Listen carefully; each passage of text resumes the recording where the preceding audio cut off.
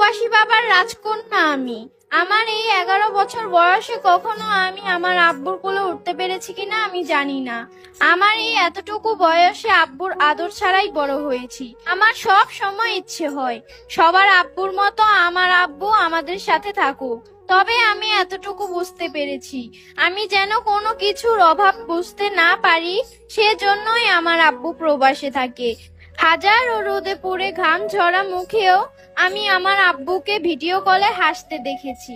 আমার আব্বু আমাকে সব সময় বলে, আম্মু তোমার কি লাগবে তুমি আমাকে বলবা, আমি আমার আম্মুর জন্য আকাশের চাঁদ পেরে নিয়ে আসবো। সব শেষে একটা কথাই বলবো, আমি আমার প্রবাসী আব্বুকে অনেক ভালোবাসি। আল্লাহ যেন প্রতিষ্ঠিত করে আমার আব্বুকে, খুব তাড়াতাড়ি আমাদের কাছে ফিরিয়ে দেয়। আমি আর আমার আম্মু আমার আব্বুর অপেক্ষায় আছি।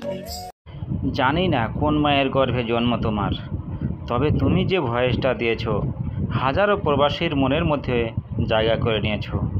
দোয়া করি তোমার মতো সন্তান যেন প্রতিটি প্রবাসীর ঘরে জন্ম নেয়।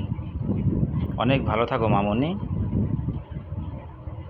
একটু বুকে নাও না বাবা, আমি তোমার সোনা।